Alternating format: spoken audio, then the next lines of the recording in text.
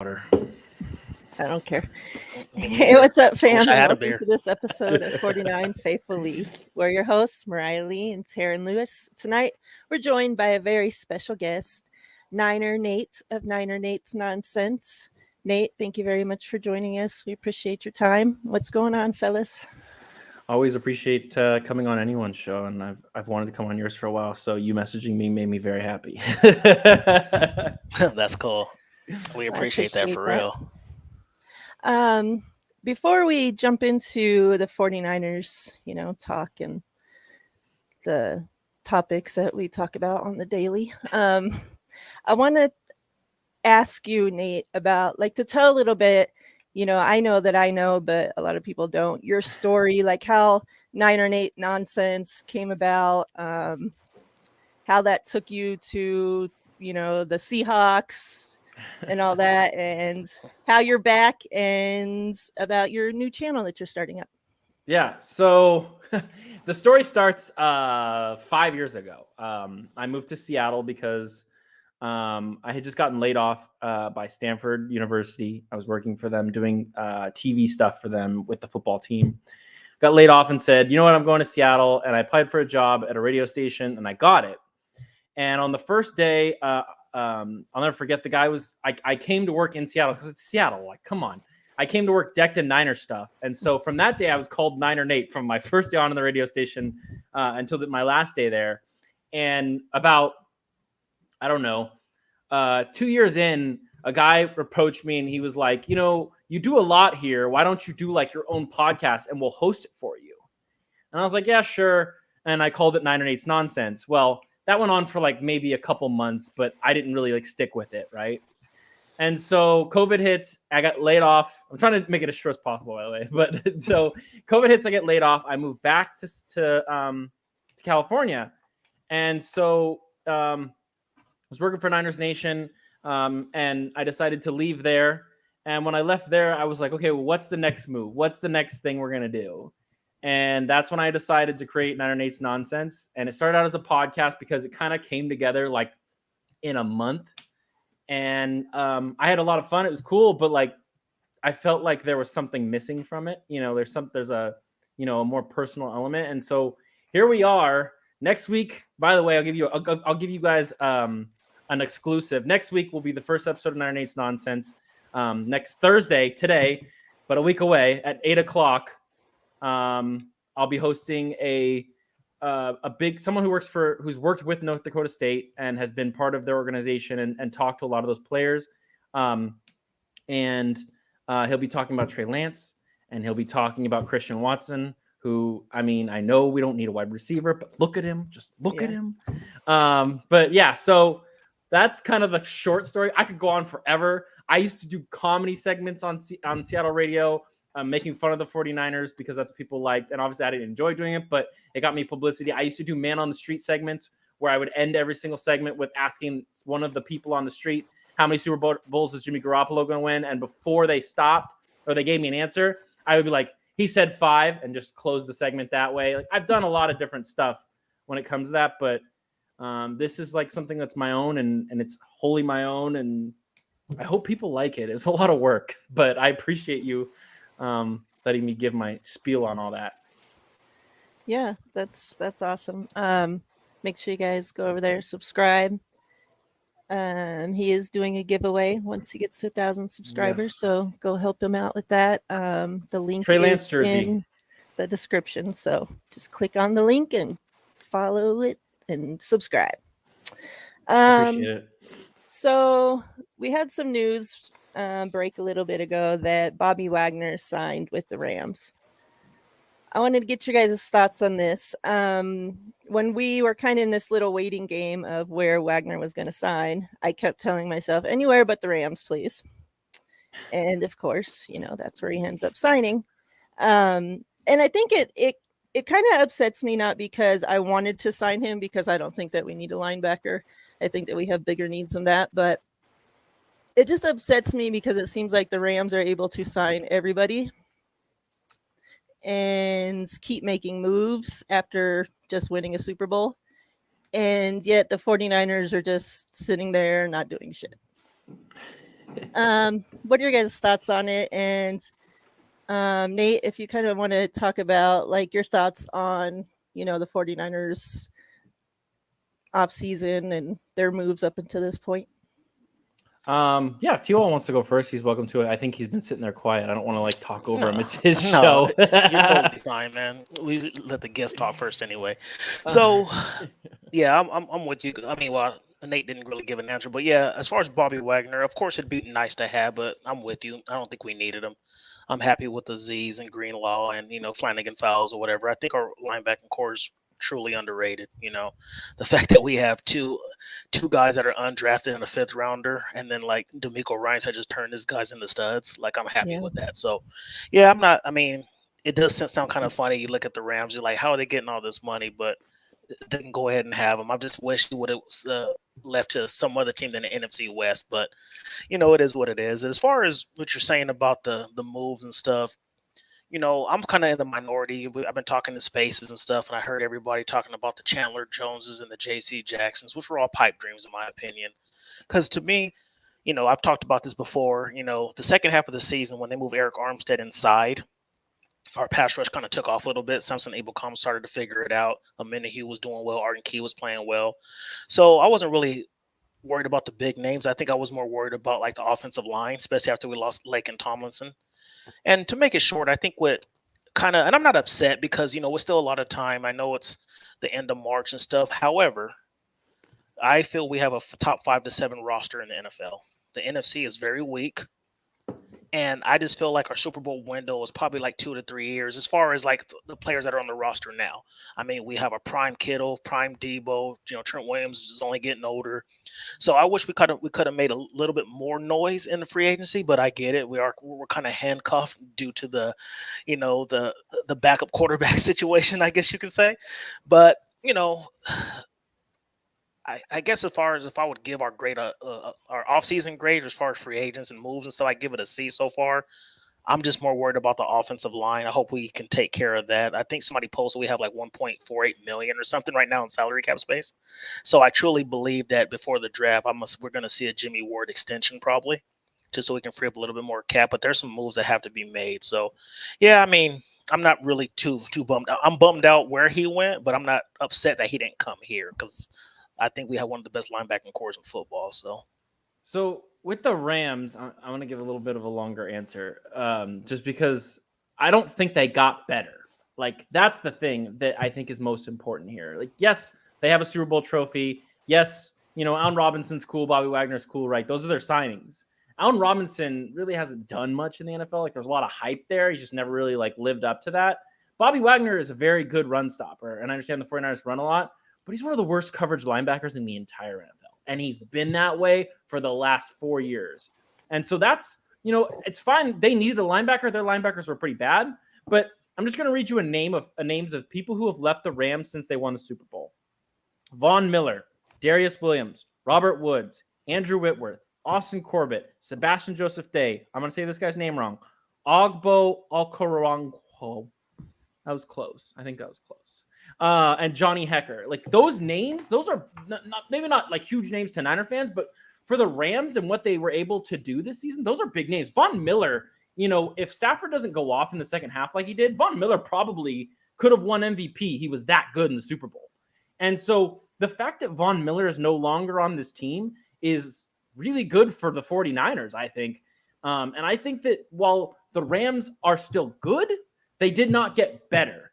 And I think the 49ers got better in a lot of ways, maybe not the ways that people think. Charvarius Ward is going to be very good.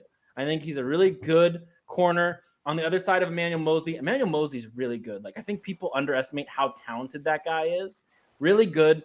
They fixed what was the worst part of the team, which is special teams. They went out and got a lot of special teamers, guys who can fill those spots. And then they fixed the most important thing of all, the quarterback. Trey Lance should be an upgrade over Jimmy Garoppolo when you spend 3 first-round picks on a guy. If Trey Lance is better than Jimmy Garoppolo, they're a better football team this year than they were last year, and they went to the NFC Championship game. So that's where my hope lies, and maybe I'm too optimistic. I tend to be a little more optimistic than I should be sometimes, but I really think that while the Rams didn't get better, they got worse. the 49ers got better, and they were right there, man. If Jimmy Garoppolo doesn't play like Jimmy Garoppolo at the end of that game, we might have been the Super Bowl champions even with Jimmy Garoppolo. And so I really think that the Niners are in a good position. They know how to build through the draft, and I think that they're going to have they will fill those spots. That I think the spots that you mentioned, TL, safety is one that I'm a little afraid of because right now there isn't another safety on this side of Jimmy Ward, and while Jimmy Ward is one of the best at what he does, I think they need another safety. And then the other one is Aaron Banks, being the guard of the future, and they drafted that kid in the second round. So if he's not good, then we might have some problems with drafting. Okay, I have a quick question for you. Yeah. What do you feel makes us better today than we were in the NFC Championship? Because I feel like we've gotten worse. I understand the special teams upgraded, and I understand we got Travarius Ward, so I'm happy about that. I think offensive line has gotten worse. I think defensive line, depending on Devon Kinlaw's health, because I feel like DJ Jones was a stud in the middle. So where do you see where we improved on this team, other than the quarterback and secondary? I think quarterback and secondary are the two huge ones. I think that the offensive line, there's question marks, but I think it could be, talent fine, like maybe not like phenomenal, but fine. And then if Kinlaw can stay healthy, and like I understand, like we're in the best shape of my life season where everyone's like, oh my God, I feel great. This is the best I've ever felt. If Kinlaw is who we think Kinlaw is, like, I don't know if you've ever watched Kinlaw's tape from South Carolina. That dude is a monster. Yeah. If he can get healthy and be on this team and start all 17 games, then I think they'll be okay. And I think that they're going to draft an edge. I think that their number one pick, or not one, but their first pick they make in the draft will be an edge. Or it'll be Christian Watson. But that's, it's a pipe dream. Yeah. But I think that they were already super talented. But I think that Trey Lance and the ability has – I went to the Houston game, and the stuff I saw in that second half was nothing short of amazing, man. Like the stuff he was doing, the way that he thinks, the way that he processes. This isn't a kid like Lamar Jackson who's going out there just to run the ball right away. This is a kid who literally waits to the last possible minute to run because he's looking to throw. And I think the offensive line is scary, and you mentioned that it's scary. But I don't think it's as scary because of the fact that they have this guy who's not going to stand there and pat the ball for 10 seconds, Yeah, that's a fair point. Yeah, we were talking about that. I see you poked your head in a little bit in spaces when we were talking earlier, like around 4 o'clock, and you left. But yeah, that was one of the major topics because, I was just talking about it, and and I think you're more familiar with salary cap stuff than me. But I was looking at the whole situation because I truly don't feel that Jimmy is going to be cut or released until he's healthy. Like I just feel like it's a game of chess right now. So I feel like not till July. So I'm looking at, the salary cap now. Like I said, we have to have $7.7 million to sign the draft class, and then you're looking at the June 1st cuts. I don't know if we're going to cut anybody, but even if other teams cut some players that may be a good fit for this team, will we have the money because Jimmy's still on the roster? So it's some kind of things that I'm kind of just worried about. And to me, I've noticed that Kyle doesn't really trust the young offensive linemen, but I feel like he has to now. Like if he's not going to get anybody, he's going to have to trust on Jalen Moore. Because I told somebody, it's like when Mike McGlinchey got hurt, when Tom Compton stepped in, our starting offensive line the second half of the season wasn't anybody we drafted. Trent Williams trade, Alex Mack free agent, Tomlinson trade. So that's what I was worried about because he likes his veteran offensive lineman. So it's just one thing where I'm just like, okay, maybe he's turning a new leaf where he's like, I really like what I see in Banks, which I'm not really worried about Banks. It's more that right side of Jalen Moore and Colton McKivitz. Because I'm like, my concern is if they're cool with that, and I'm going to trust them, but you're looking at 4 new offensive starters going into the season. That's including Trey Lance. So it's like 4 learning curves. You know what I'm saying? For a team that's probably Super Bowl ready. So that was my concern about the offensive line, but I understand your point as well. I think Brunskill's going to start again. I really do. I think so. I think that guard. Yeah. So I think he'll be guard. Brunskill will start at guard, and I think that they want McGlinchey back. Like I think, and maybe it's me because I was like such a staunch McGlinchey supporter when I worked at Niners Nation, and like people were just crapping on him all the time. But Mike McGlinchey's a good football player. Like he's like. He gets a lot of flack for like the dumb stuff, but like when you really like, I've had a couple guys who understand offensive line way more than I do who are like, no, he's doing well.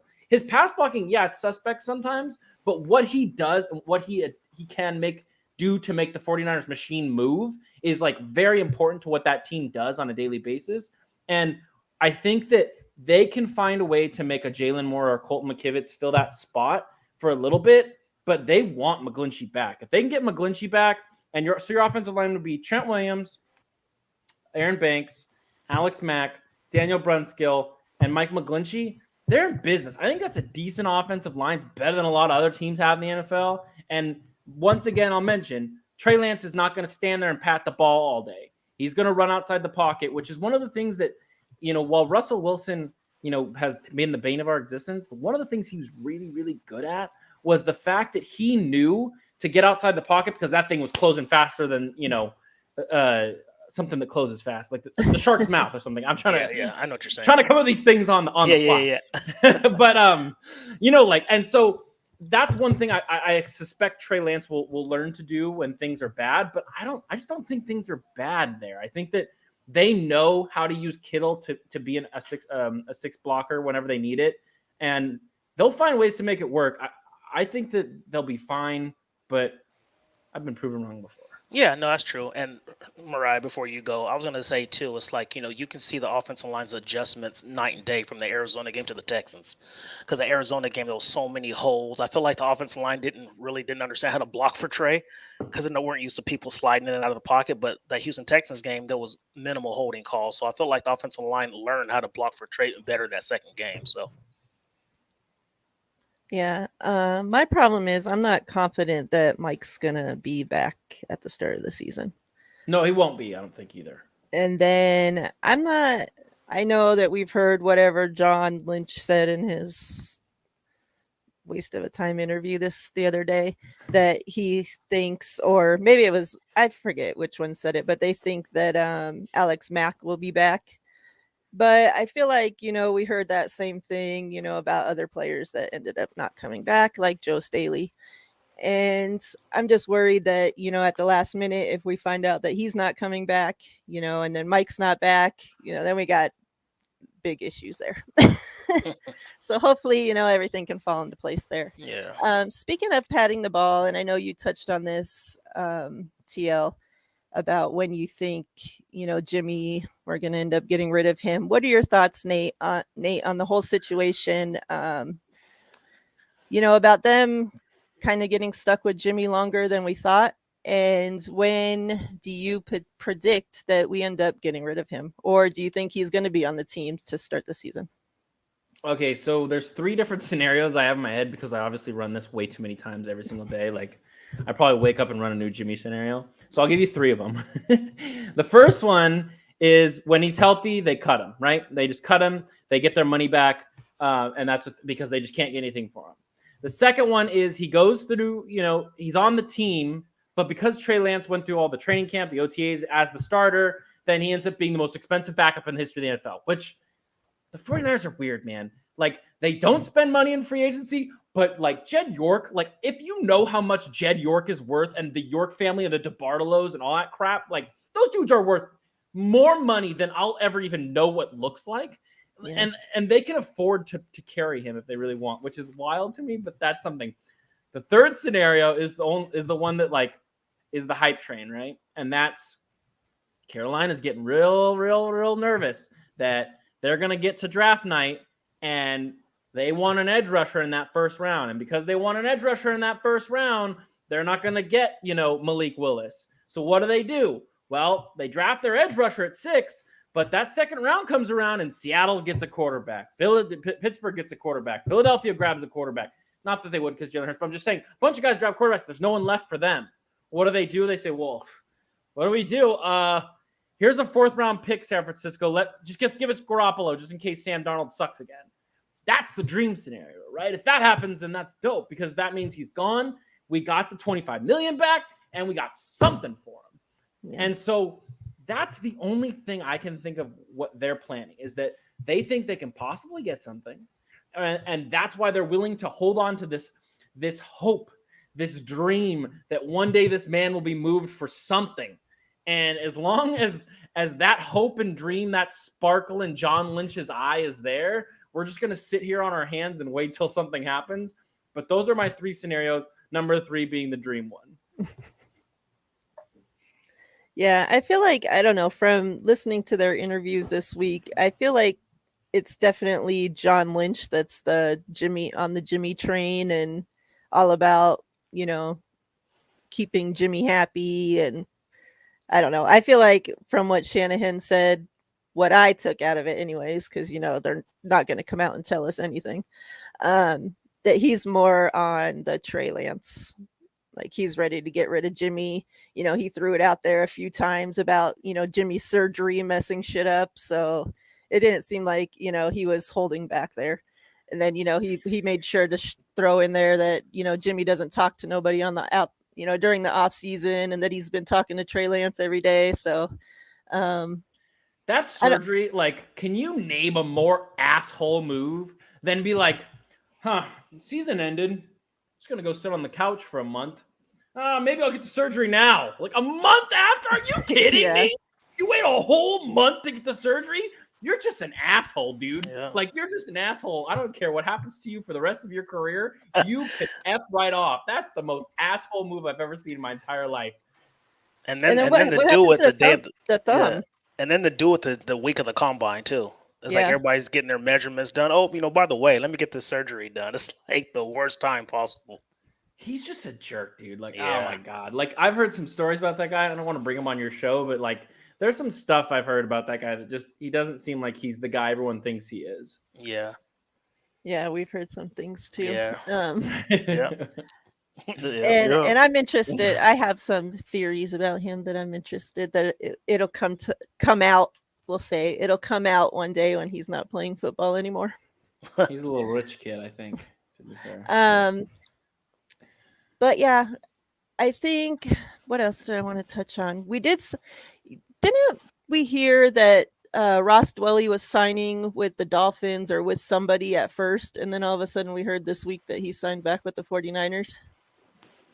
That was kind of shocking. And I'm kind of, like, I don't know how I feel about that, because I was kind of hoping, and, they might still, but that the 49ers would actually go after, like another I guess a tight end that they're going to actually use in the passing game. I think what they kind of visioned Reed to be, with Kittle, I was hoping that they'd kind of find somebody else to, fit that role.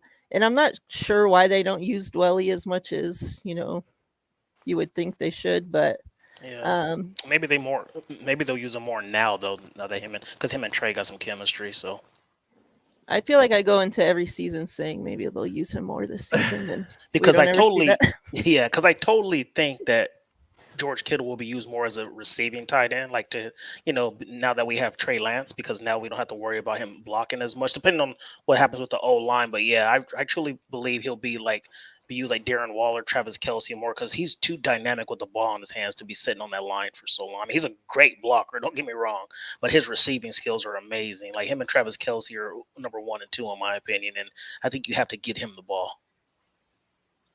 I think, they're so lucky to have George Kittle, because I think when I lived in Seattle, I just remember people being like, yo, like, this dude is insane. Like, and I remember they drafted the guy they just paid, who I can't remember his name because he's a nobody in the league.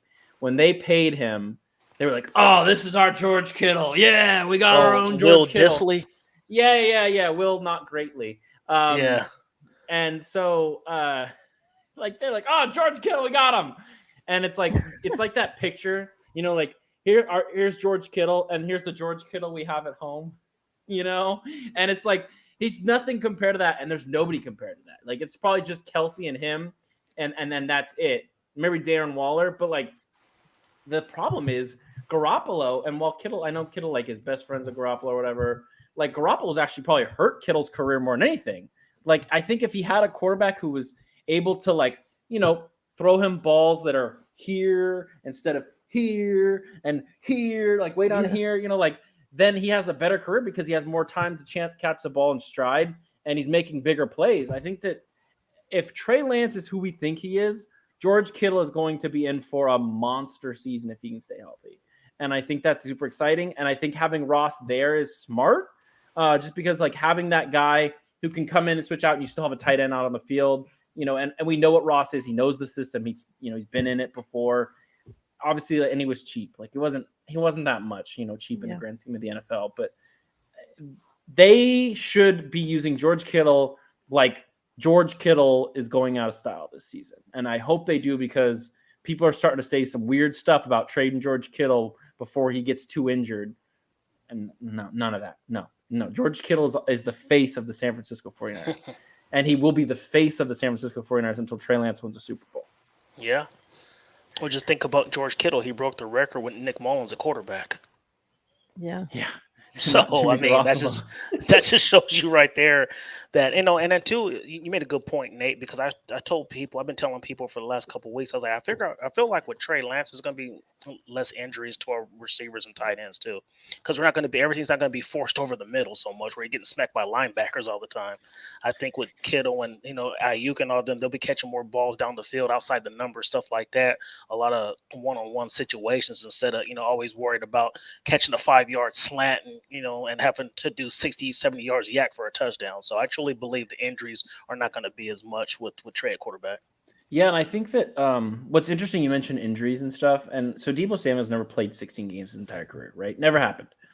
And I know people like in spaces and on Twitter don't like Ray McCloud for whatever reason. I think, and this is my own theory, I've heard it, a couple people say it as well, but I think they got Ray McCloud because they believe he can play wide back. And what that allows you to do is you're not Todd Gurleying, you're not Christian McCaffrey, Deebo Samuel, who's one of the best players in the entire league, not just on the 49ers, not just in the NFC, but the best player in the entire league. Top 10. If he's not on the NFL top 10, I'm driving to NFL headquarters and I'm burning it down. That kind of top 10. And so the thing is when you have that, you have to protect it at all costs, especially when you're going to start paying it $30 million very, very soon, most likely, because the NFL is monopoly money at this point. And so what happens is you bring him in, Deebo does one of those. You're able to take him out or put him as a wide receiver and have him do that and use Ray McCloud as your wide back again. It just allows you to be more versatile and allows you to not have to worry about breaking this man down. Because if you break that man down, oh man, I'm gonna go find Kyle Shanahan. I'll be mad because that kid, that guy, no one has that. Nobody. There is only one Deebo Samuel, and there's only going to be one Deebo Samuel. And if he can continue the career like he had last year, he's going to be talked about in the same voices as Terrell Owens, as, I almost said Crabtree, but he's already better than Crabtree, Yeah. But I'm not going to say Jerry Rice, but the guys who made huge impacts on this team throughout the years, Deebo Samuel's that damn good. Yeah. I totally agree. That was going to be my next question, was about Deebo, but since you already talked on it a little bit, it was going to be about what your thoughts were about when an extension for Deebo gets done. And it's been talked about, recently and probably for the last several weeks now about trading Deebo. And since you already touched on Deebo a little bit, let me wrap this into it too. The Dolphins traded for Hill this week. Was it this week? Last week? I don't know. And I saw a post that came out. Time is a circle at this point. Yeah, I don't know what week it is anymore. A post that came out either today or yesterday saying that they plan to use Hill as their Deebo Samuel. So your thoughts on all of that? TL, you too, about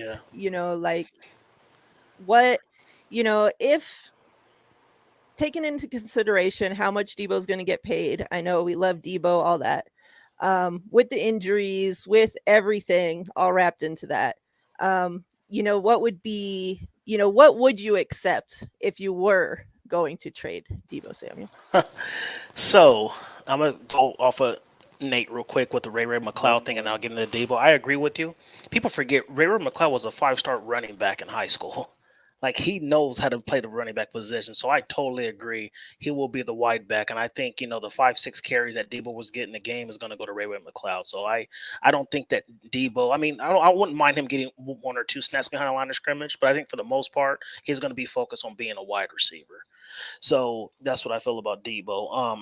Ray McCloud and Deebo. But as far as Deebo, there's been a lot of discussions about, like Nate just said, about his health, and he came in, he came in the NFL kind of as an older receiver because I think he came in at 23 because he redshirted to South Carolina or something like that. So I think he'll be 27 like by the end of the year or something like that. So he's one of the older receivers. But anyway, there's been a lot of discussion about saying like, well, this year was the only really good year he's had as far as him being a Pro Bowler and stuff like that. So I think the 49ers, if they were smart, they'd pay him now.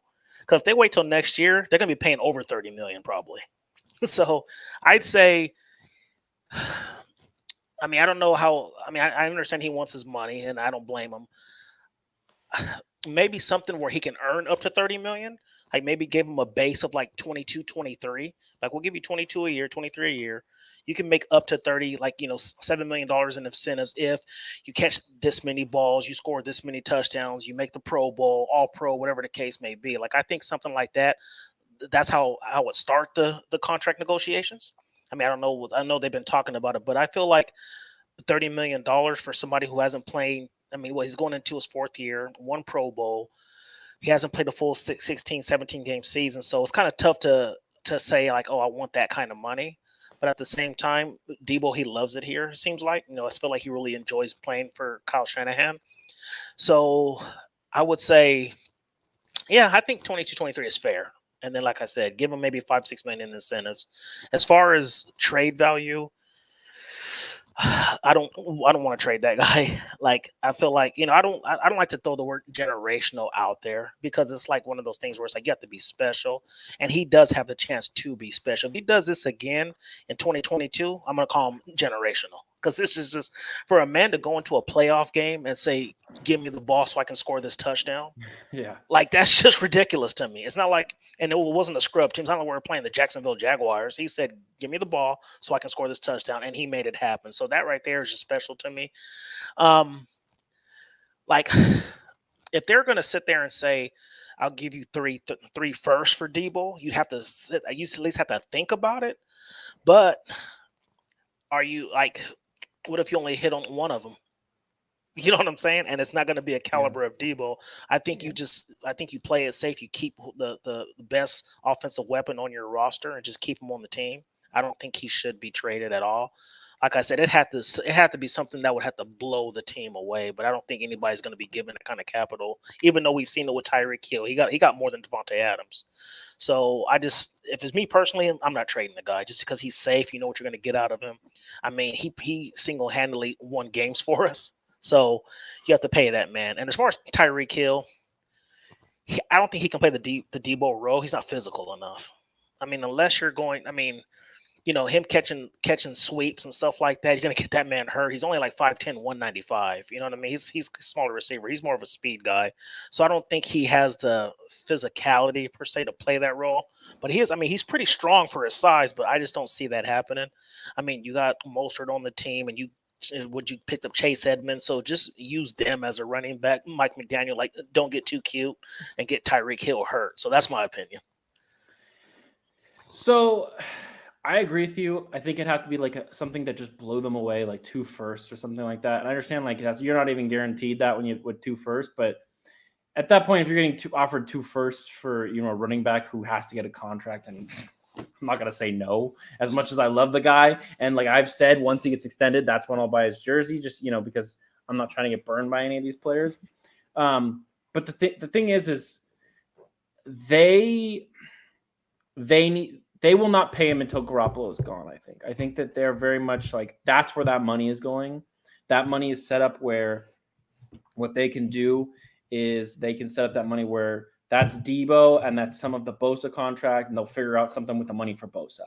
And those are the two. I mean, like, I understand Lynch is like, he's said stuff before and then gone back. I'm like, no, we traded Buckner. He got an offer, couldn't refuse. But like, I feel like Bosa and Debo are going to be pinnacles and pieces of this team for a long time to come.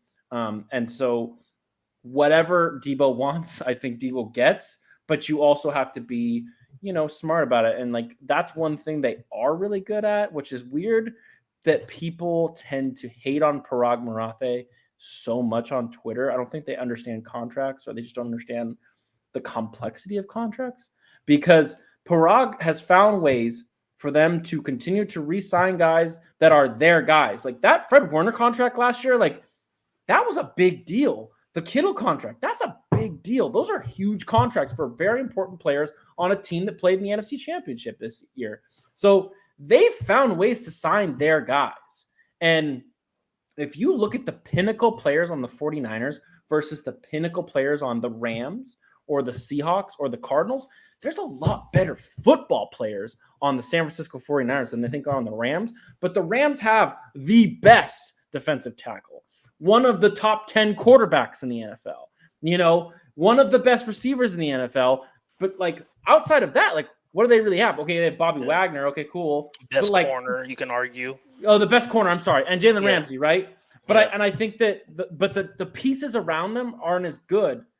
I think that's like an argument you can make is that like the guys around those pinnacles aren't as good. The 49ers, the guys around their top tier players are actually pretty good football players. They're just not, you know, tier S. They're tier, you know, A- or B+. And so I think they've done a really good job of making sure that the good players stay and the really good players stay. The good players stay as long as they can keep them to stay, and then they eventually move off of them if they have to. And I think that it works to sustaining success, which 49er fans don't seem to like because they want to win Super Bowls now, which I do too, trust me. But sustained success sells tickets, sells merchandise, gets fans in the seats, and eventually that sustained success, if Trey Lance is who we think he is, they're going to win a Super Bowl. Because when you get there as many times you have and you have that much experience, eventually you're going to break through and you're going to get there and you're going to finally win that damn 6. Because I just think that they're too good. They're too well coached. They've drafted really well, man. Like, I think people forget, like, if you're hitting 50% of your draft picks, you're doing pretty damn good in this league. And they've hit over 50% for the last 3 years. So if they can keep this up and they can pay their guys and make sure they're paying the right guys, I think people need to stop worrying as much. And I think that they're going to get Debo. He's going to be there. Make sure you wait to buy your jersey. But once you get him, everyone's going to buy those Debo jerseys. They're going to fly off the shelves. And he's going to be here for a very long time. And I kind of sidetracked, but then I came right back in. Yeah, I feel like people kind of take, maybe, I don't know if it's take for granted or they just, I don't know. But I feel like with the Rams, you know, the way they go about things, and obviously, you know, their whole fuck those picks things. And, you know, we see that they're constantly trading for people and signing free agents. You know, they go that route and obviously got success faster, you know, than the 49ers did. I think that's why people, you know, like they don't want to wait for our draft picks to actually turn into something.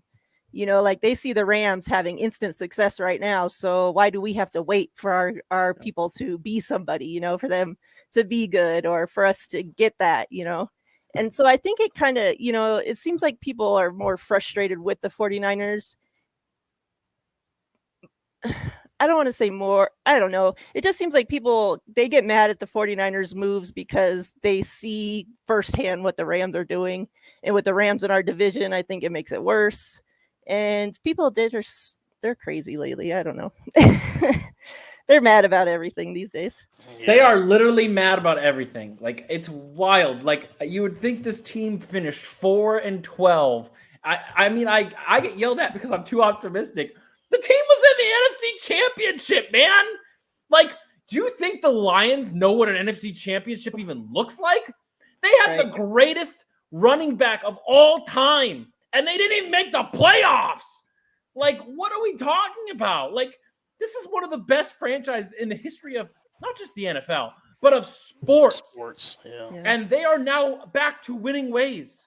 And they have a quarterback who has the potential to win a lot. Like, I am going to Vegas in 2 weeks, and I'm going to put $10 down on Trey Lance to win MVP because I am that confident in Kyle Shanahan.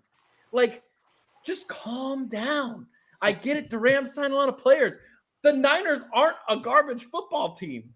Like, it's wild to me. Like, I get mad too sometimes, but we are getting mad about dumb things because this team played in the NFC Championship game and was all of one Jimmy Garoppolo bonehead play away from winning winning the Super Bowl. Because I don't care if there's Bengal fans in the audience, you were not beating the 49ers and you were never beating the Rams. That was the Super Bowl. And Jimmy Garoppolo, his bozo ass, almost found a way to still win the Super Bowl again. Like, the fact that Kyle has gotten them almost the Super Bowl champions twice with one of the most bozo, dumb quarterbacks I've ever seen in my entire life. The guy just doesn't understand what he's looking at. He looks and he's like, there is Bobby Wagner. He is on my team. That's an interception. Like, what are you doing? Yeah. And they almost went to the Super Bowl twice with this bozo. So it's not that bad. It's really not. Yeah, that's so funny you say that. No, you're and and to go back off what you're saying, you're absolutely right. A lot of people, look at the 49ers and stuff. I mean, we literally have like 5 players on this team that are like top 5 in their position. You know what I mean? Debo, Bosa, Kittle, Trent Williams, and Fred Warner. So you got those 5 that are like, you can argue they're top 3 to 5 of their position. You got Trent Williams, who's definitely the best left tackle. Fred Warner's like top 3 linebacker. Kittle's top 3 tight end. Debo can argue top 5 to 7 receiver, depending on what you're looking at. Then you got Nick Bosa as a top 5 edge rusher. So so we have these contracts that are coming up that can be an issue. And then you got Kyle Juszczyk, who's the best fullback in football. So we do have an excellent roster. I think where the frustration comes in at, Nick, and I think I had mentioned earlier, I think what it is like people are just like thinking about the Super Bowl window, like we had mentioned before, and they're just worried, like, man, like, can this 1 or 2 extra pieces, if we were aggressive, get us over the top? But I get to the argument of like, man, like, it's not really the roster, it's the quarterback situation. So people are just like, well, if you put Trey in, we win a Super Bowl. So I get both sides. So that's why everybody was talking about, getting a top edge and maybe going after Honey Badger and stuff like that, which I get it. You know what I mean? Because it's like, man, like, because the NFC is so wide open. It's so weak right now. Like, other than Tampa Bay, Green Bay, and the Rams and us, like, it's really like a 14 race to see who's going to be the number 1 seed.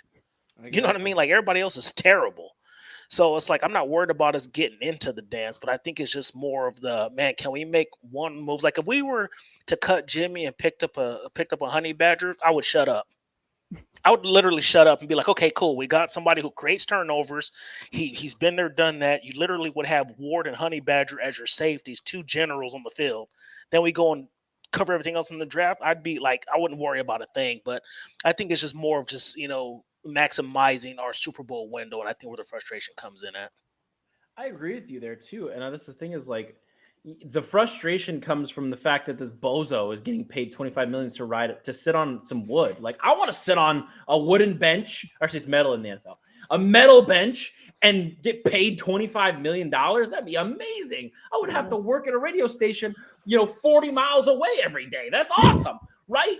And so that's where the frustration comes from. And I just think that the weird thing is the safety market is always kind of bizarre. It's been bizarre every single year. Teams don't believe safety should be paid. They usually draft them. But like with Tyrann Mathieu sitting there, I absolutely agree.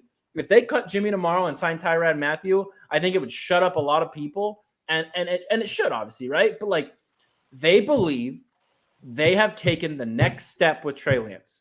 Now, when they are, knock on wood, when they are wrong and Trey Lance is not the next step, that's when we can totally just shit on him and kill him. But until then, they're playing the NFC Championship game. Like, the Seahawks went to playoffs 9 times in a row. And they made it to the Super Bowl twice. Yes, I get that. But in the 6 times after that, they didn't even sniff the divisional round. They got blown out the one time they did. Like, they have made the playoffs twice and made it to the NFC Championship twice and the Super Bowl once. Like, just, man. And I get it. I totally would love to have Tyrann Mathieu. That'd be super dope. It'd be hella fun. But they think that their way works. And until it doesn't work, you have to stick with them. And anytime I hear fire Kyle or fire John, just ignore you. I don't agree with anything you say. It doesn't make any sense. Like, John Lynch has done some dumb shit. Like, I get it. This Jimmy stuff is dumb, but it's not a fireable offense. Like, They have a good football roster. You think there's so many teams. I could literally just start naming teams who wouldn't want the 49ers roster right now. Like it's crazy. And so if John Lynch had any part in that, then he's done his job. I think that's the only thing I'm really, that if I had to say I'm mad about something, that they've done or not done, it's that Jimmy's still on the team. I've been a Trey Lance supporter since he declared that he was going into the draft. Yep. So I'm super excited for the future with Trey. I just want Jimmy out of his way. I don't want anything to get in the way of his development even more. I just want him to feel like he has that confidence of the team, of the coach, of of the locker room, of everybody, of the fans to, take over and be the quarterback and be the the leader of that team. And I just feel like as long as Jimmy's there, he's going to be getting in the way, even if that's a little bit because, he does have the support of, some players in there. The number one thing is this kid, like just being able to be comfortable in there and being able to take over and, players, it's always hard going from, a guy who you've been around for 5 years to going to a guy you've never met before. But this kid seems so level-headed and so headstrong and so he doesn't seem like a kid. Like I'm 31 years old and I'm less mature than this 21-year-old quarterback. And so as long as he goes in there with the right mentality and they treat him the way he should be treated and don't coddle him, but also, this is a rookie quarterback. Like he is a rookie this year. Yeah. And they do that right, then I think everything will be fine for you. Yeah, no, I think you're right. I think the last thing, if I don't think it's going to happen, but if Jimmy is on this team, regardless of what Trey Lance does, you can't play musical chairs at quarterback. You have to let him. You can't do what Miami did with Tua and put in Fitzpatrick. Okay, you suck for 2 games. Now we're putting Tua back in. Now, you can't do that. You know what I mean? It messes up confidence. And I think Trey is a lot more mature than Tua as far as the way he handles himself and stuff like that. But at the same time, he's still 21. You know what I mean? So the fact that I know he'll be 22 in the season, but the fact that as soon as he throws a pick, throw Jimmy in. And, people can be brutal, man. And that's just not what you want. You know what I mean? I know, for real. So that's just not what you want. Like you said, Nate, I just want him to be comfortable. Just, like I told you in the last episode, Miriah, it's like after Jimmy said his goodbyes, I just hope that there wasn't conversations behind closed doors with Adam Peters and the rest of them saying, okay, Trey Lance, Jimmy's gone. Here are the keys. The team is yours. And then now with all the stuff going on, if Jimmy stays, I just don't want him to have to take the keys back to the dealership. You know what I mean? He shouldn't have to give the keys back. No, this is your team. I don't care what's going on. And that's just not the kind of confidence you want to instill in your franchise quarterback. So. Absolutely. Yeah, I agree. We've kept you a long time, Nate. Before we let you go, I appreciate your time. One more thing, we kind of touched it on a little, and kind of a 2-part thing. With your time in Seattle, how do you feel about them finally getting rid of Russell and their team? You want me to run around in circles? Kind of looking like it's in the rebuild, and then kind of your thoughts on how there's such a huge shift, from the NFC to the AFC, this offseason, and your thoughts on Bruce Arians retiring as a head coach. Okay, so we're gonna start with Seattle, and I know you were in the space when I found out they traded that man. I literally ran circles. If I didn't work in a professional setting, I would have gone streaking. I was so freaking happy.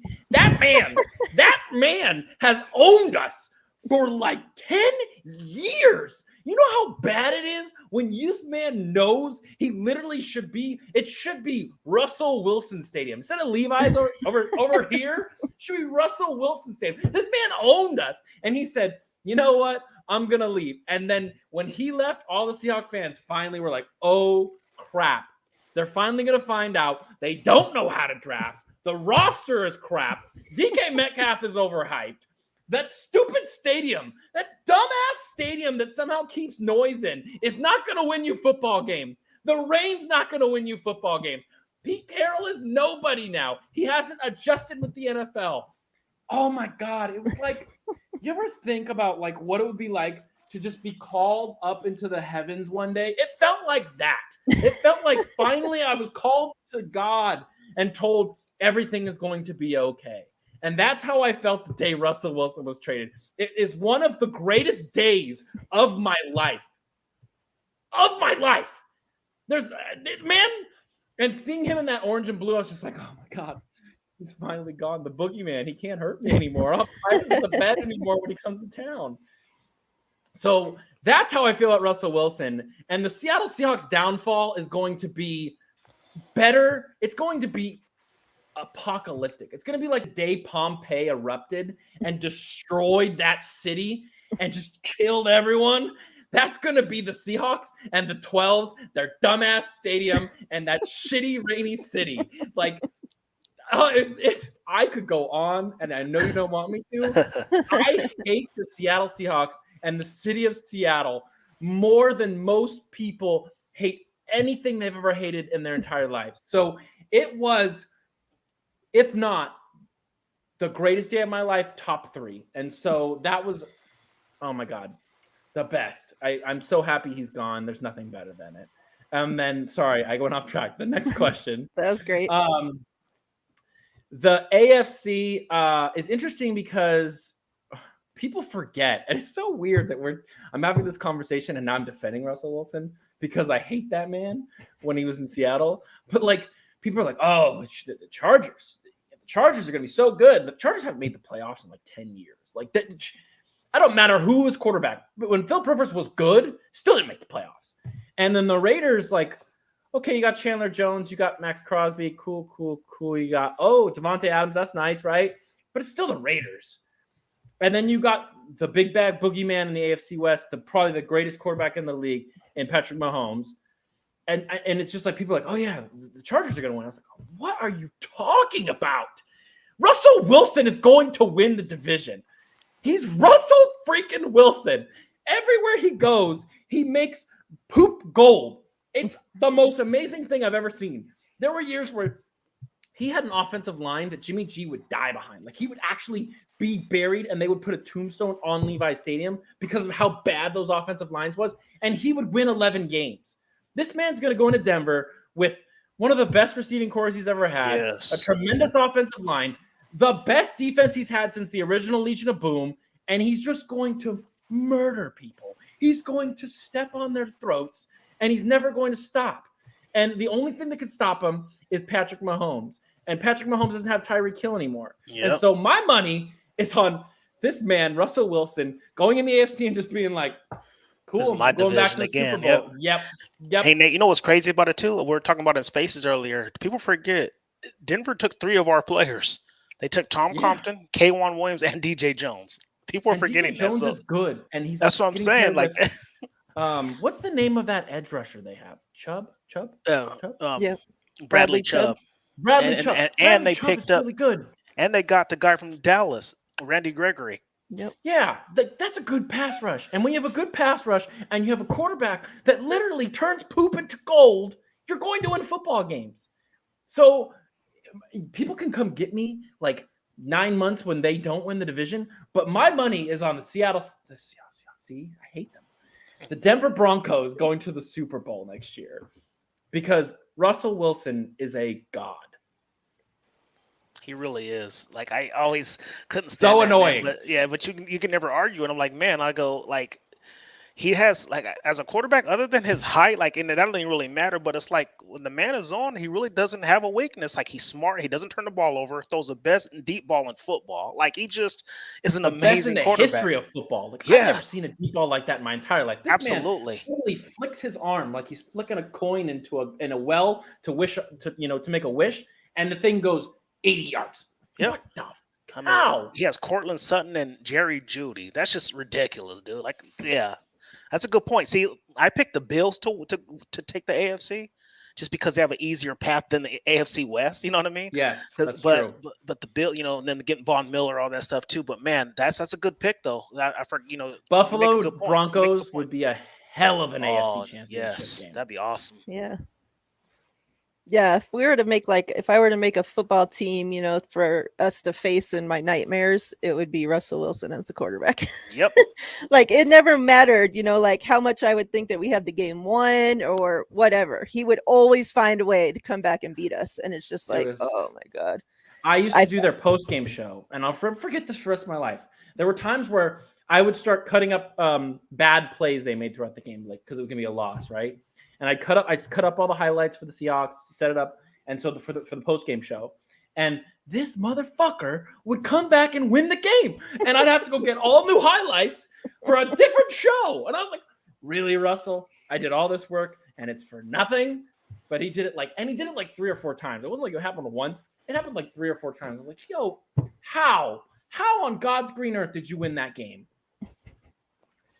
Yeah, I can't stand his ass. I mean, I like him as a quarterback now that he's on the Broncos. Oh, I don't know if I like him as a person either, but he's so really, Miriah? He's weird. I can't stand listening to him talk. He is a little odd.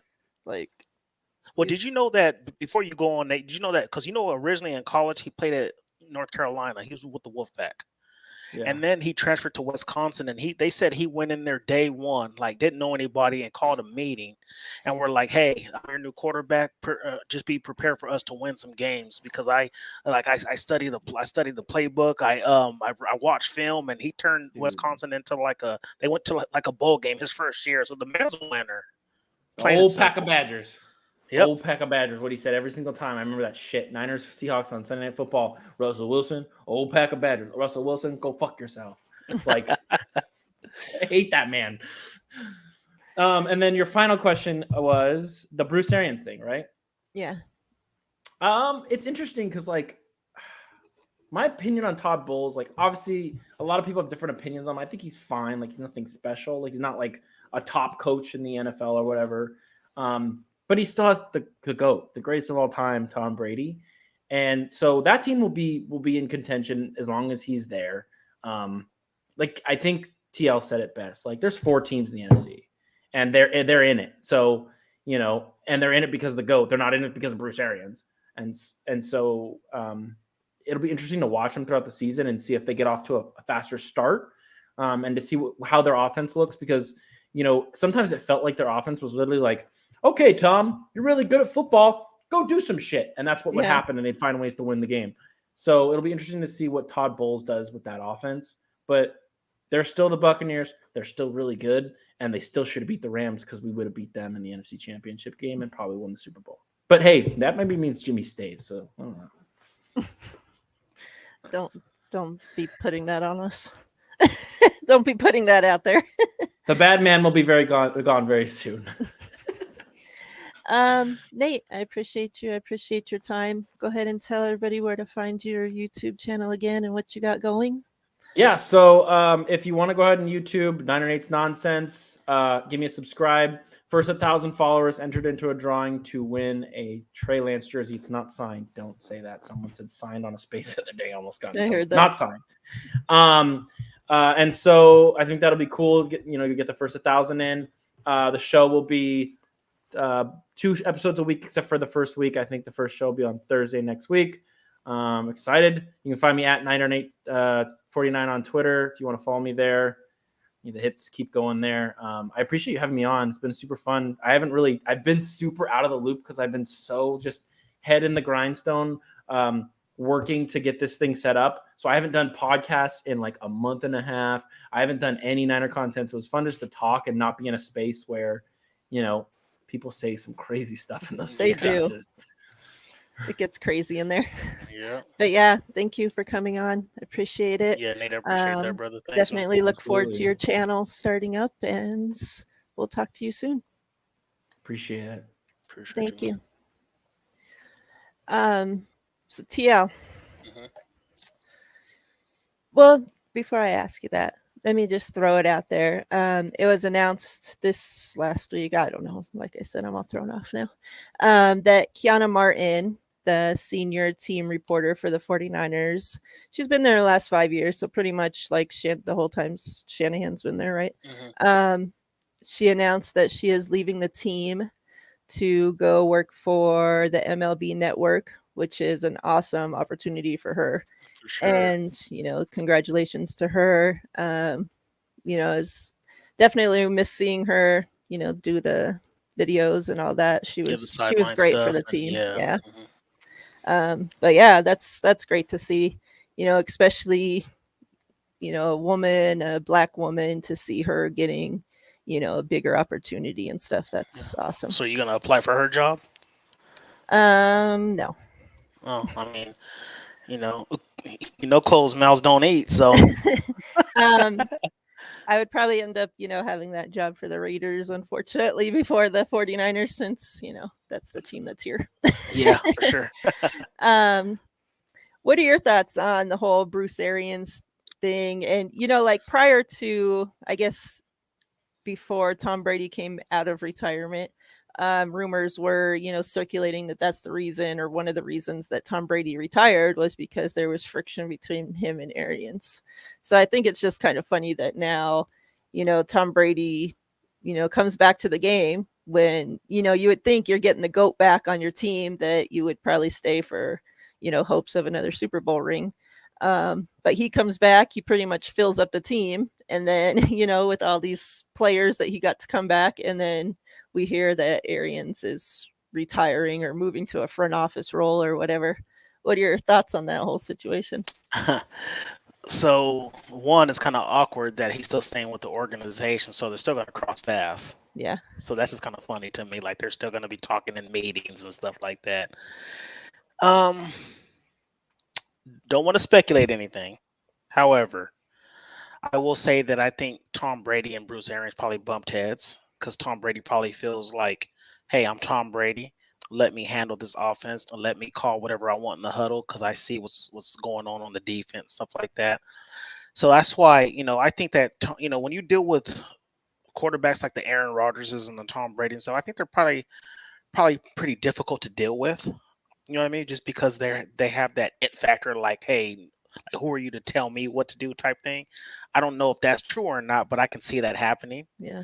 And I think like when Tom Brady was with the Patriots, I feel like Josh McDaniels, he probably just said, hey, is this cool? Like, you want to call this? Like, you know what I mean? Like, because I mean, even though he had the offensive coordinator tag, but Tom Brady, I'm sure, ran that offense. So maybe it's just one of those things where Tom Brady just says, hey, I want full control, of the offense, whatever the case may be. So, and I kind of have a feeling that's why Kyle doesn't bring him here. Because I think, like, everybody's always pissed off, oh, you had a chance to get Tom Brady, this, and that. Well, maybe, you got two guys who have ego problems. It's not going to work. That was my biggest thing about him coming here, that it wouldn't work because of that. I don't think that would work, because Tom Brady's going to want things his way, and I'm the one who's on the field. I'm the one who's seeing the defense. And then Kyle's like, well, my plays work. And, and so, yeah, I just think that, from my opinion, I think that's why Bruce Arians, I think Tom Brady came back with the impressions of, like, he probably told, like, the GM or whatever, like, hey, I'll come back. I'll come out of retirement, but Bruce Arians can't be the head coach. That's what I think. Yeah. I don't know how true it is, but I was, hearing some chatter that, Arians wasn't, actually too involved, that he wouldn't be in half the meetings. He would, he's like the last guy in, the first guy out, like that. He was pretty much, like actually not doing very much coaching at all whatsoever. So yeah, I don't know. It's kind of I don't know. It's just kind of weird how he comes back and Bruce Arians all of a sudden. Oh no, and it was funny because when people were talking about trades and stuff, he was like 5 first-round picks, and so it's just like, I don't know. It seems kind of fishy, but I mean, it's Tom Brady, so I'm sure the GM, the owner, or whatever the case may be, it was like, hey, I'll give you whatever you want if you come back, because one, he's going to win for you. He's going to give you a Super Bowl opportunity every year. Yep. He's going to put fans in the seats, so it's a win-win for all parties. So. Yeah, that's what I'm wondering, if Brady was kind of like, it's a me or him type of thing, like I'll come back, but he needs to, step down from that role. He can put him as an assistant GM or whatever the position he took, you know what I mean? But it's funny though, he's staying in the organization. That's just kind of funny to me.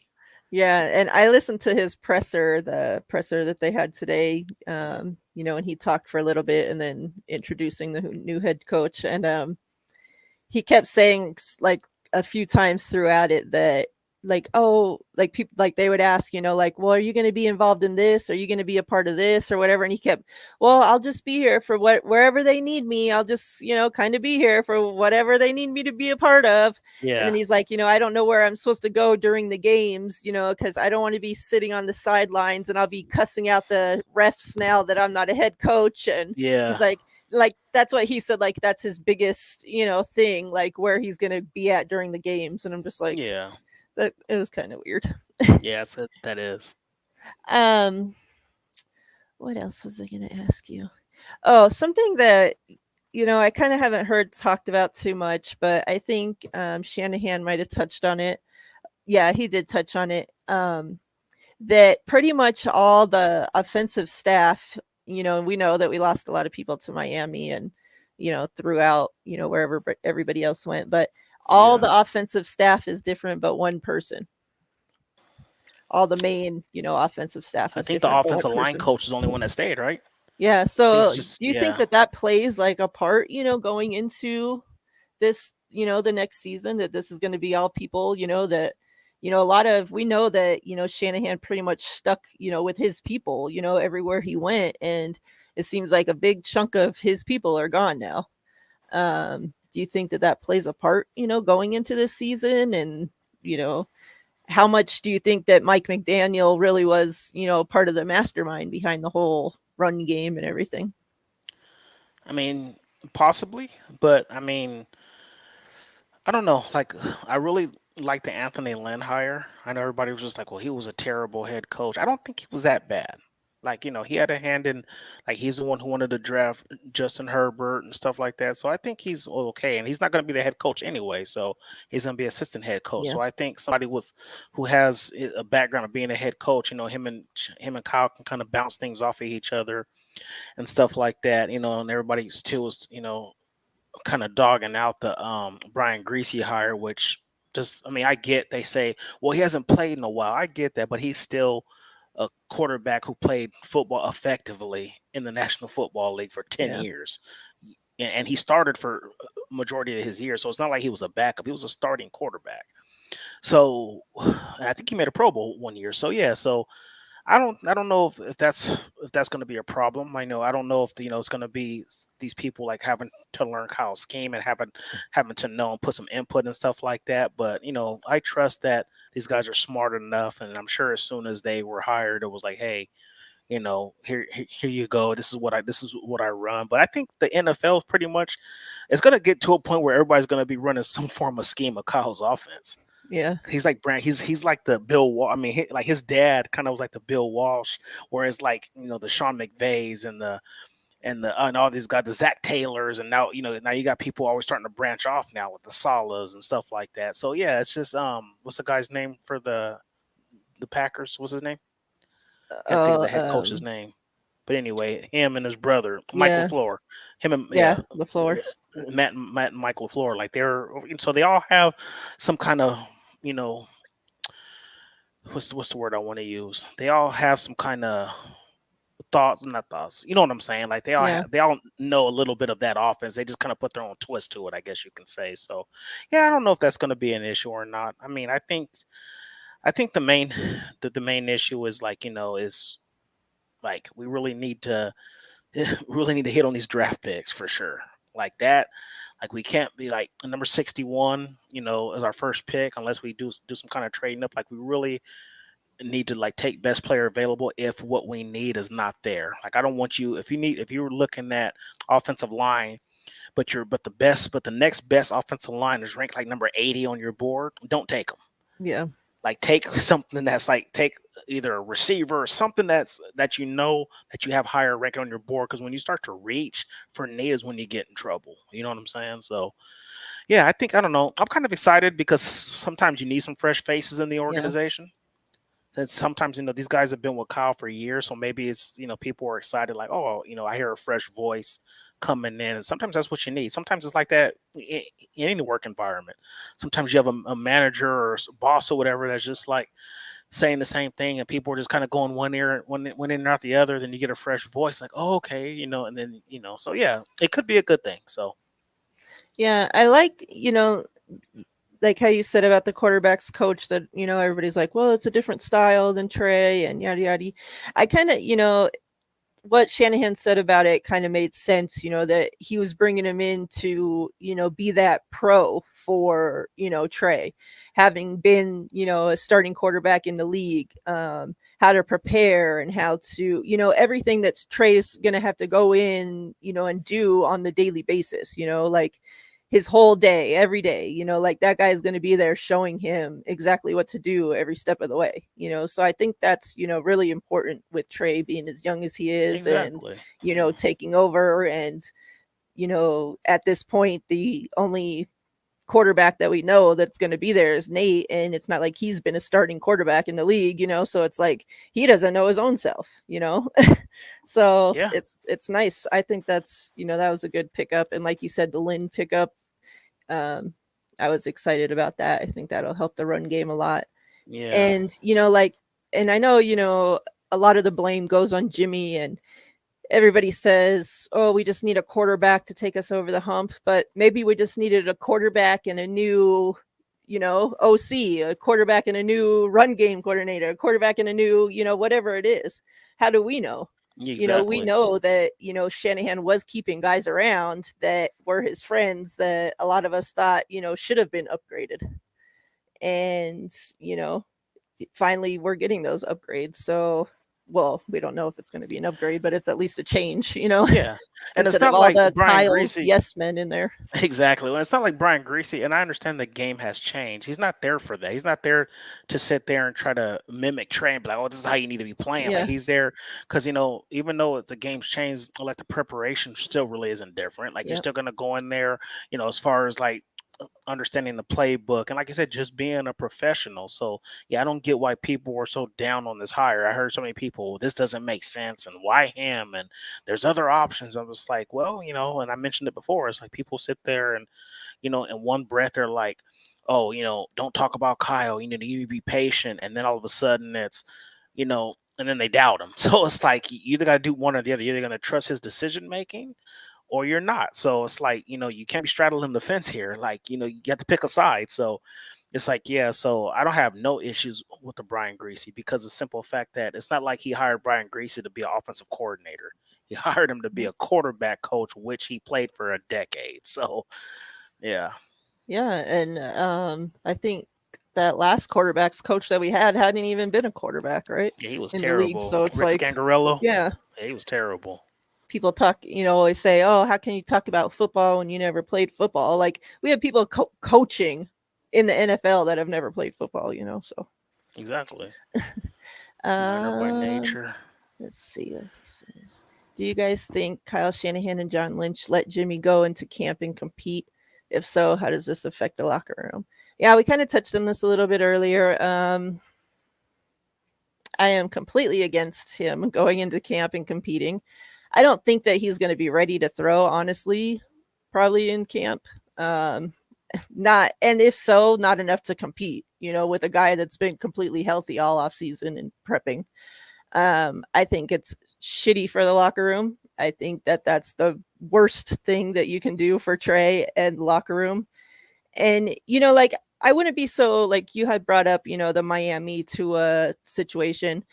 And, at least with that situation, what's his face hadn't been on that team prior. What's the other quarterback? Ryan Fitzpatrick. Yeah. Fitzpatrick hadn't been on that team for years prior to Tua coming in, and then them throwing Tua and Fitzpatrick back and forth. It was already messed up enough, that they did that. But in this, case, like I think it would be even worse for Trey, because now you would be having that risk about somebody that's been on the team all these years, somebody that is loved in the locker room. And I just think that makes it horrible for Trey. Yeah, I totally agree. And I think with the Tua Fitzpatrick thing, it wasn't more about the guys in the locker room. It was just more about Tua's confidence. Yeah, of course. Because it's like, oh, go ahead and go in there for 2 games. And he wasn't even hurt. And then it's like, oh, you know what? I don't like the way you played obviously the coach that was there was trash. Forgot his name, but Adam Gase or whatever his name was. Yep. He was terrible. Or no, was Adam Gase? Or was Flores already there? No, I don't remember. But anyway, whoever it was, like the way they were playing the musical chair as a quarterback was I not thought fair. Flores drafted to us, so Maybe. I mean, you could be right. I think Adam Gase was the Jets, wasn't he? yeah. Yeah. So the way they did all this stuff, the back and forth on the quarterback was not good. But yeah, I totally agree with you that the Jimmy Trey thing is a lot worse just because you have the guys who've been with him for, for 4 years, been riding for him, regardless of what we feel.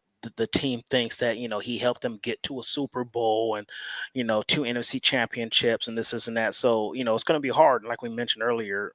Niner by nature, it's like one of those things where it's like not only do you have the fans who are divided, these fans can get nasty. And I understand Trey probably blocks out the noise, but going into the locker room, if Trey has thrown 2 interceptions and no touchdowns, it's going to be, you suck and put Jimmy in. And then, then you're going to get the players in the locker room, the kiddos and even though he's my favorite player, but the Kyle Hughes checks and, hey, you know what? I think it's just best to put Jimmy back in. The kid's not ready. And I just don't want that for Trey. Like, he doesn't need that. I don't care. So to answer your question, I think as soon as Jimmy is healthy, he's gone. Because then they're like, you know what, I'll cut you and you get nothing. I think he's only guaranteed like $2 million if he's cut, like if he's healthy. So you take that $2 million and get out of my face instead of having him pay the $7.5 million. Then by that time in July, 99% of the teams are going to have their starting quarterback in place. Because they're not going to just bring in somebody in July. It's not like he's a Matthew Stafford or even like a Dak Prescott or something that's going to come in. Like you're going to have somebody who's been through OTAs, going through training camp. So if they bring him in, he's going to be brought in as a backup with a chance to compete.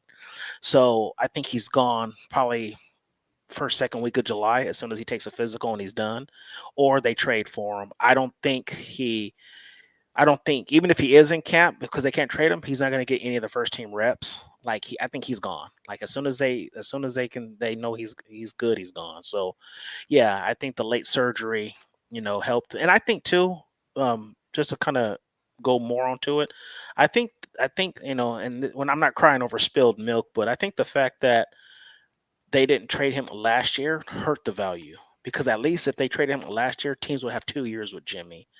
So they overplayed their hand by saying, "Oh, like who's going to want to trade for a mediocre quarterback to give you 1 season?" That's the issue. So I think if Jimmy had like 2 or 3 years left on his deal, it might have been different. But I think that's why he's still here, because people are not going to give up draft capital for a guy that might be on the team for a year. So, yeah. Yeah, you have to give up draft capital, for a guy that might be only on the team for a year, paying that price. Yeah. For a year for a guy that's going to come, like we said, after the point that he's healthy. So after camp sometime. So he's not, building no chemistry with the team. He's not learning the playbook. He's not nothing to do with the team. It's like, I don't know. Like who in their right mind is going to be like, it's like whether it's somebody you drafted, whether it's a vet you brought in, like whether somebody like an Andy Dalton, whoever, you bring somebody in and they have the playbook. They've been in OTAs, the mini camps, start a training camp, and then you're going to bring in Jimmy, who mediocre at best. You bring him in July. Oh, here's the playbook, and we're going to start you in September. I doubt it. You know what I mean? 6 weeks. Yeah. So even though it's frustrating, he's still on the team. I think they're doing is kind of to piss him off. To be like, okay, well, you stay here, and then what's really going to piss me off though is if he stays on this team this whole time, and all of a sudden it's, oh, now I have to have thumb surgery. That will piss me off. Well, yeah, because we still haven't heard anything about the thumb, and that's the thing that needed surgery. So exactly. So he might overplay. He might play us again and be like, okay, you think you thought you finessed me. I'm gonna finesse you and say I need thumb surgery now. So I don't know. It's a mess. We just need to give the keys. I'm sure the keys have already been given to Trey. You just need to ride with them. So yeah, I don't think if there's only a couple teams that even need a quarterback, and I don't think that they're trading a draft pick to get him and paying his full salary. If the 49ers pay some of his salary, I think that maybe we can, a team might do it. But again, like that's not going to be till he's healthy. I do think that they wait till he gets healthy and cut him. Yeah. I don't think Yeah. that anybody's going to trade for him, I think and I that's don't think they I keep think him that on the team. Yeah, I don't either. I don't think they're keeping on the team either. I just think that's probably the worst case scenario the worst case scenario with him being on his team, but I think the best case scenario for what I feel is going on is he stays until he can pass a physical. And I think as soon as that physical is done, he's out of here. Yeah, Kyle needs to pay attention to his friend Bill over there, what he did with the quarterback situation last year, cutting Cam. Yep. And follow in line and cut Jimmy. Yep. He has something else. Do you guys think we're not going all in this year because of the mystery of Trey? What do you think? No, I don't think so. I honestly think, like, Nate kind of touched on it earlier. I think it has more to do with the contracts for Nick Bosa and Debo. I think they're just, they're trying to negotiate those deals, and I think they're still trying to find some time to extend Jimmy Ward. So I don't think that's it. And I don't think, and the 49ers usually don't go all out anyway. I think they spent some decent money on corner, but I do think if Jimmy was off the books, I think that they would have probably picked up a safety and maybe some offensive line depth. But I think they're just gonna bank on probably what's going on in the draft. The way they talked about Trey when the season was over, because John was like, man, he impressed us. Like, I was shocked how good he was. So I don't think they have any worries with that. I just think that they're just more focusing on the in-house contracts. And I think once they start getting more steam on the Debo thing, because I mean, honestly, the 49ers hold the cards. Yeah. What they can do is tell Debo, you know what?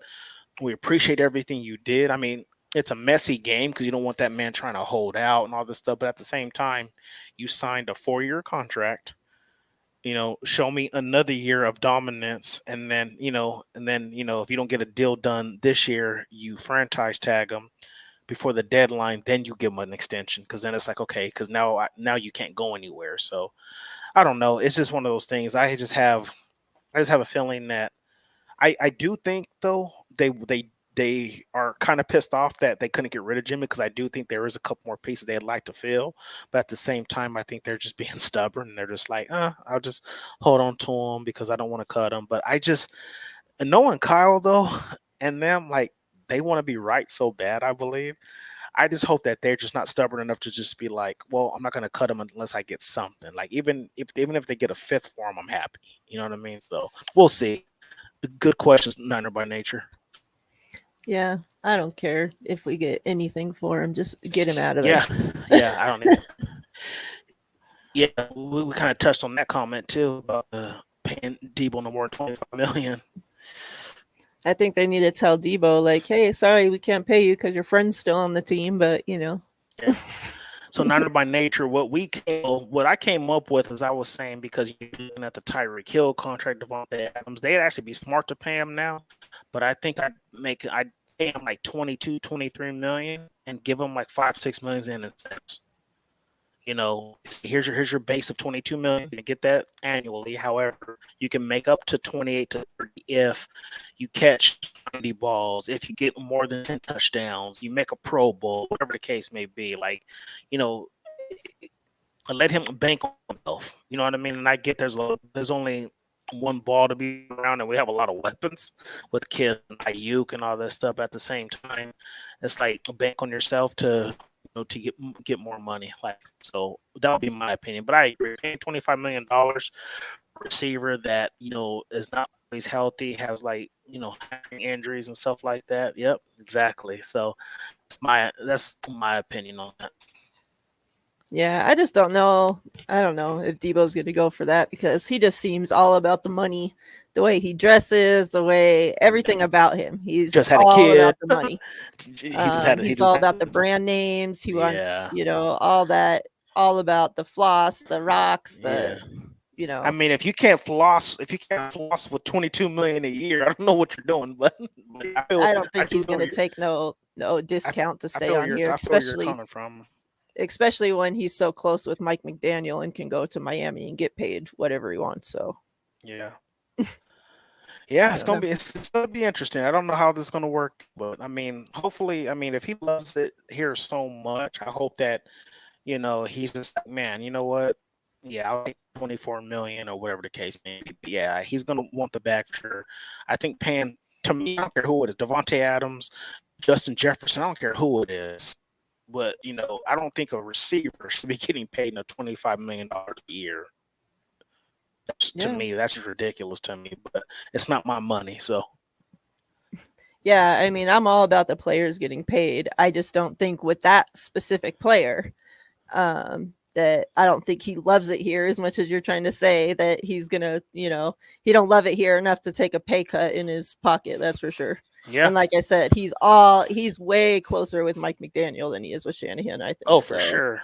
I think, if McDaniel offered that bag and the 49ers are willing to take some draft picks that the Dolphins have plenty of, I don't know. I'm thinking that, and he's from over there. He ain't from freaking California. He's from South Carolina, so yeah, he'd be close to home and everything. I mean, that's where he went to college, but I thought he grew up in Florida. I don't know. I think he might have. He went to college in South Carolina. Yeah, I just think he'd be. I don't know. It'd be interesting though. I'm gonna find out right now where his fool's from. Would y'all take 10, 35, and 38 for Debo? Yeah. Debo's from Inman, South Carolina. Oh, okay. Yeah, and he just turned 26, so yeah. No, I'm not taking that no. No, I'm not. I would. 10, 35, and 38. In my opinion, it's a lot more important for us to be able to keep and pay Nick Bosa. Yeah. I think, as special as Debo is, and he is, but like you said, he's only been that for one season.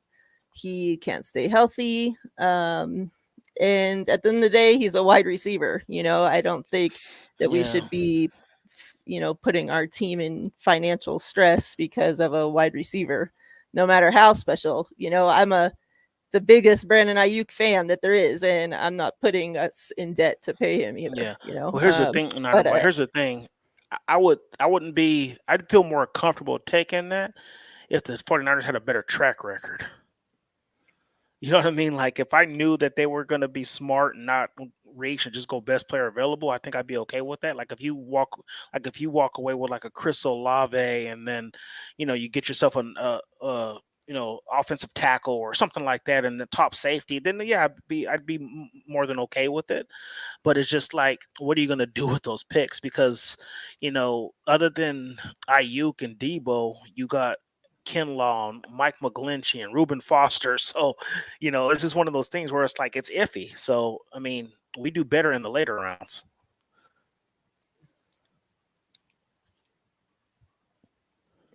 Yeah. I definitely, I don't know. I don't think that they'd be, who they are playing for other teams, but we've seen Debo play like this in college, so I don't know. And he's had hamstring injuries since South Carolina. Yeah. So that's my whole thing. It's like his injuries, and I don't know, just to pay him as one of the injuries top. Don't go away. I don't know. As one of the top wide receivers, I don't know. It's crazy. Yeah. For people to say, "Oh, give him whatever he wants," like that's crazy. Yeah. So let me ask you this, Miriah: if you had to pay a wide receiver, and I know Debo's who he is, would you rather pay him or Justin Jefferson?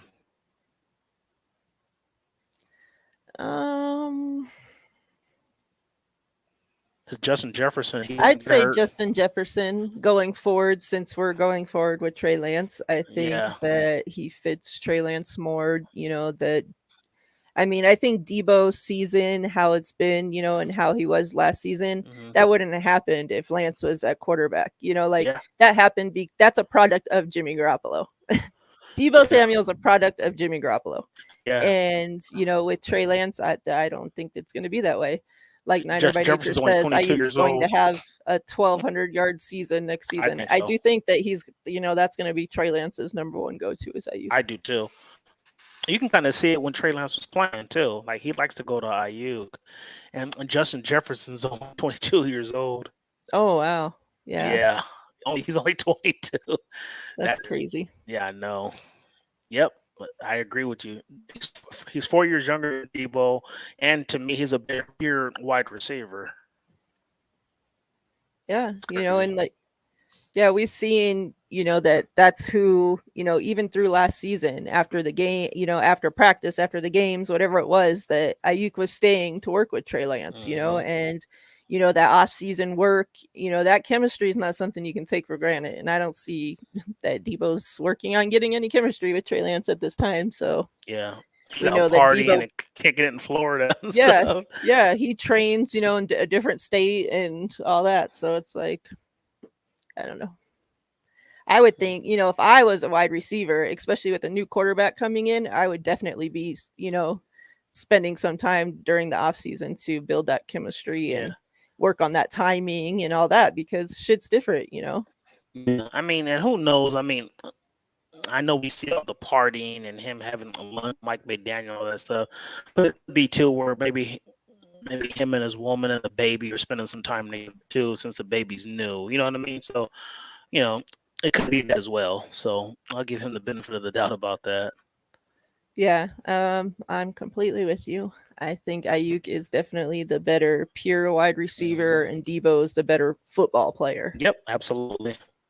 Couldn't agree more with that because you look at Ayuk, he's just a more, his release, his route running. He's just a pure, that's kind of like how I feel about Justin Jefferson. He's just a pure wide receiver. When Debo is just like, he doesn't really run like a bunch of crisp routes and stuff. But when he gets open, and you give him the ball, he's an animal after he catches that football. So yeah, I agree with that. Yep. Um, I mean, that's all I had. If you have Okay. anything else. No, I think that's it. I mean, it's going to be interesting with this Debo stuff. I just hope, I'm actually kind of worried, to be honest. Like, I'm worried it's going to be another Defoe situation where it's like they're going to be in contract negotiations and they're just going to be like, you know what, we can't come to terms. And, I don't want it to happen. So don't get me wrong. I don't want him to be traded, but if he was, it wouldn't be a surprise at all because this wide receiver class is loaded, and then you got Ayuk's contract is due in 2 years because he's a first round pick, so Yeah, he got that fifth fifth year year option. option. Yeah, so he don't have to worry about him until 2024. Um, yeah, so we have that, and then somebody's gonna have because you're not gonna be able to pay two wide receivers $2 million. Like, because I think if I has a season where he's like 1,200 yards and like 10 touchdowns or something, now he's gonna be in the discussion of like, man, he's gonna have to get paid, and he's a lot younger than Debo. Let me see how old he is. So you got him coming up. Yep. Brandon Ayuk he's only 24 and just turned 24 in March 17th was his birthday, so he just turned 24. So he's 2 years younger than Debo. And if he has any resemblance of a solid season, you're gonna have to talk about paying him as well. So, yeah, there's no way you can pay two receivers, in 2 years, $20 million contract. Yeah. So brace yourself, Niner fans, because something's gonna have to give. But so 10, would you say 35 and 38, huh? I would probably have to throw in if you gave me two, because 10's pretty high, huh? Because you can trade and get more picks. So if you gave me 10, 35, and then a first for 2023, I'd probably take it. Yeah. But yeah, I'd probably take that. But I don't know. Who owns those picks anyway? I'm curious. My whole thing is where there's smoke, there's fire. So, I mean, I don't know. We're not just Yeah. hearing trade Debo to this team, or this team for no reason. Yeah, that's true. So yeah, I mean the DeForest Buckner trade came out of left field. It's like, what the heck is going on here? And I think too, that's what scares people. Because you look at what we traded, oh man, we got rid of a player who's never hurt, Pro Bowler, who's a force in the middle. And then you got Javon Kinlaw, who hasn't played. He's hurt. He's like the opposite of Defoe. Hurt. You know what I Yep. mean? Oh, the Jets own those picks. Oh, okay, that makes sense then. Makes sense. So yeah, I'm looking at that and I'm just like, you look at it, it's like, I don't know. It's interesting though. Yeah. I don't know. I just would be surprised. That's all I'm gonna say. If he's gone, it wouldn't surprise me. But if he stays, it wouldn't surprise me. I think and like you said, Miriah, I don't trust John and Kyle as far as I can throw 'em. So if John is sitting, he said the same thing about DeForest Buckner. Oh, we Yeah. plan on him being a 49er for a very long time, and he's a mainstay on our defense line, and blah blah blah. And then the blue, he's traded. So, and I think if we were to draft like Tristan Wirfs or Justin Jefferson, we wouldn't even be having this conversation because okay, we got somebody who's a star, who's good, Pro Bowler, wouldn't be, but the fact that who we traded for and then got Javon Hill was an issue. So I think that's why people were scared that like, oh no, you can't, you're not going to get the same value I get for Debo. So I don't know. Yeah. I think that was a mistake on their part, like using that draft pick to go and draft a player for the defensive line. Like that, it's not fair to Kinlaw to put that, on him already that he's having to replace Buckner, fan favorite, everything. All pro, yeah. Yeah. And then, to use that pick on a player that specifically you went to replace Buckner, it's like that. Yeah. I think that just hurts and makes it even worse. Yeah, because I like I know Kinlaw hasn't true. lived up to what we want him to be, and he's not Buckner, but I do, if he can stay healthy, I am excited for what Kinlaw can bring. And like he's a hell of a player. He has that strength, he has everything. And like I don't know if you heard his interview that he had. This can be. But yeah, he's he sounds like he's healthy, he's ready, and hopefully he can just put it all together. And I'm not expecting him to be Buckner, but at least he can fill in that role that we so desperately need now, especially with DJ Jones being gone. Yeah, we had talked about it on Spaces too. Like, won't even be a Pro Bowler. Just give me maybe 5 sacks, for the year, and be an elite run stuffer. If you're an elite run stuffer, let everybody else make everybody else better. Excuse me. That's all I'm asking. Like, you don't have to be in there and getting. I don't expect you to go in here and be Aaron Donald. You know what I mean? Yeah. So yeah. That's so yeah. Yeah.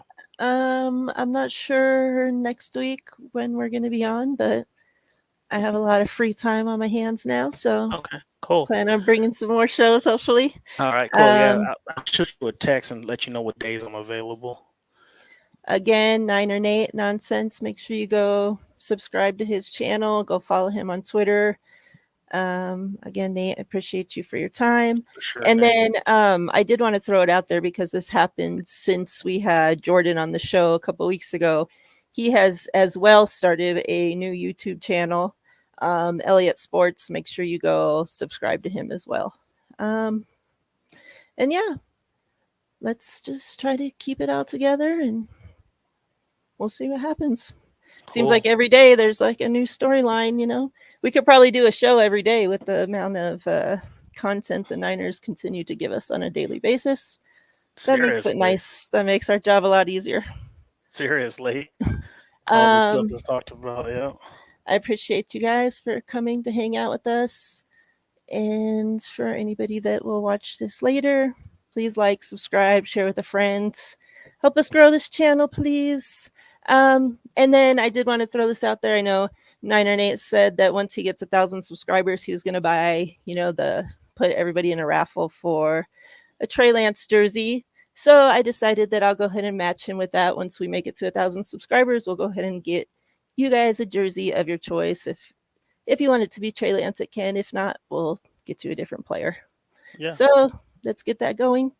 We appreciate you guys. All right, fam. Thank you guys for stopping by. Thank you. This is true. Yeah. I like that because that makes my job so much easier because I'm not a talker, as you guys can tell. So I can just throw a question out there and for the next 30 minutes, we're good. You're so funny.